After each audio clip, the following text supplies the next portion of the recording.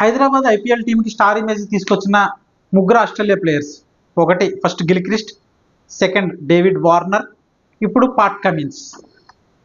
వీళ్ళ కెప్టెన్సీలో already Gilchrist కెప్టెన్సీలో అండ్ డేవిడ్ వార్నర్ కెప్టెన్సీలో అయితే హైదరాబాద్ కప్పు కొట్టింది.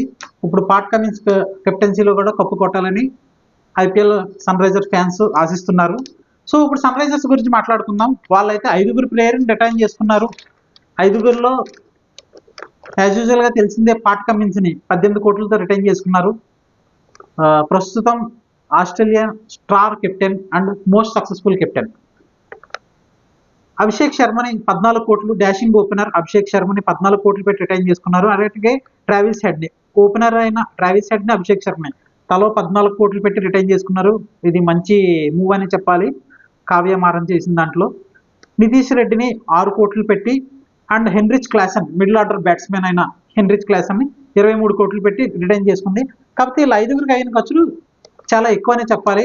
దాదాపు 75 కోట్ల దాకా ఖర్చు అయిపోయింది వీళ్ళ 5గురికి. సో ఇంకా వీళ్ళ పర్సులో ఉన్నది 45 కోట్లు మాత్రమే. 1 అన్క్యాప్డ్ ప్లేయర్ మాత్రమే ఆర్టీఎం ఆప్షన్ ద్వారా వీళ్ళు కొనుక్కునే అవకాశం ఉంది. ఛాన్స్ కూడా ఉంది, అవకాశమే కాదు. వీళ్ళు వదిలేసిన ప్లేయర్స్లో ఎవరంటే ఇన్నాళ్ళు ఒక దాదాపు 10 years నుంచి టీంకి సర్వ్ చేస్తున్న భువనేశ్వర్ కుమార్ని అయితే మరి ఎందుకు వదిలేశారు? వదిలేయాల్సి వచ్చింది, తప్పలేదు. ఎందుకంటే వీళ్ళు 5గురిని తీసుకున్నారు. ఇంకొక ప్లేయర్లో భువనేశ్వర్ కుమార్ని కూడా తీసుకుని ఉంటే బాగుండేది. వీళ్ళు వదిలేసిన players ఎవరెవరంటే Abdul Samad, Aiden Markram, Marco Jansen, Rahul Tripathi, Washington Sundar, Glenn Phillips, Bhuvneshwar Kumar, Mayank Agarwal, నట్టుబాయిని టీ నటరాజన్ కూడా వదిలేసింది. సో ఉమ్రున్ మాలిక్, షాబాజ్ అహ్మద్, జయంత్ ఉనట్కండ్, వాహిందు హసరంగా వీళ్ళందరినీ అయితే మరి వదిలేయాల్సి వచ్చింది, తప్పదు. ఎందుకంటే స్టార్ ప్లేయర్ వీళ్ళల్లో ఎవరిని సెలెక్ట్ చేసుకుంటే ఎవరిని తీసేస్తాం చెప్పండి? Pat Cummins, Abhishek Sharma, Nitish Reddy, Heinrich Klaasen, Travis head వీళ్ళల్లో అయితే ఎవరిని తీసేయలేము కదా. కాకపోతే వీళ్ళకి అన్క్యాప్డ్ ప్లేయర్ని ఒకరిని తీసుకునే అవకాశం ఉంది ఆర్టీఎం ద్వారా. అది ఎవరనేది చూడాలి. అబ్దుల్ సమాద్దా లేదంటే ఫాస్ట్ బౌలర్ అయిన ఆయన ఫరూకీనా చూడాలి.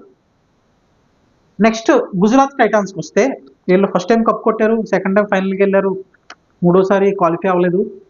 మంచి స్టార్ ప్లేయర్స్ ఉన్న టీము గుజరాత్ టైటాన్స్. వీళ్ళైతే 5గురిని రిటైన్ చేసుకున్నారు. అందులో రషీద్ ఖాన్ ఫస్ట్ ప్లేస్లో ఉన్నాడు, 18 కోట్లు పెట్టి రిటైన్ చేసుకున్నారు రషీద్ ఖాన్ని.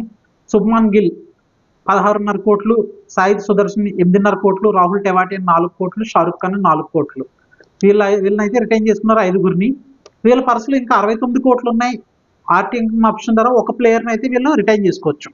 సో వీళ్ళు వదిలేసిన ప్లేయర్ ఎవరెవరంటే డేవిడ్ మిల్లర్, మాథ్యూ వాడే, రుద్దిమాన్ సాహా, కానే విలియమ్సన్, విజయ్ శంకర్, ఇలాంటి స్టార్ ప్లేయర్ మోహిత్ శర్మ, ఉమేష్ యాదవ్ వీళ్ళనైతే వదిలేశారు. వీళ్ళల్లో ఒక ప్లేయర్ని వీళ్ళు రిటైన్ చేసుకోవచ్చు. నాకు తెలుసుండి నేను అనుకోవడం బట్టి, నా అజంప్షన్ బట్టి డేవిడ్ మిల్లర్ ఆర్ కేన్ విలియమ్సన్ని వీళ్ళు రిటైన్ చేసుకునే అవకాశాలు ఉన్నాయి.